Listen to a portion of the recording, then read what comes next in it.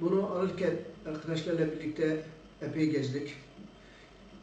Üyelerimize uygun olabilecek en müsait yer, belediyeye yakın, bütün belediye araçlarının buradan kalktığını, en son olarak da dolaşıp sonuç olarak belediyenin yanında hep duruyorlar.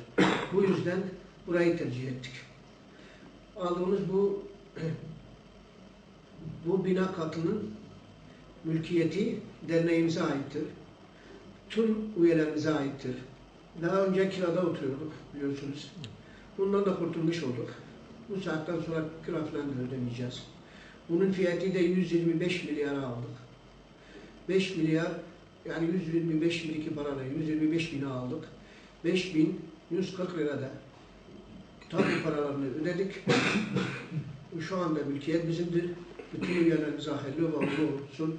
İnşallah çok güzel bir yerdir. 145 metrekare dayadık, döşedik. Üyemize, derneğimize, bizlere Batman'a yakışacak bir büro, ofis açmış olduk. Hayırlı olsun.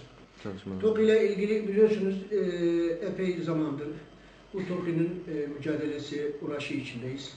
Şu anda TOKİ temeller atılmaya başladı. Kuyu kazılıyor. 107 dönümden arazimizi 170 dönüme çıkarttık. Bütün üyelerimizin parası yatıran herkes şu anda TOKİ'ye üyedir ve ev sahibidir.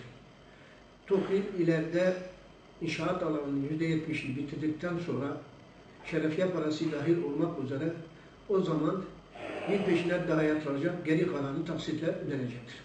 O da hayırlı ve uğurlu olsun. Bunların temeli hem büromuzun hem TOKİ'nin temeli Sayın Bakanımız bu konuyla ilgili kendisi temel atma törenine de gelecektir.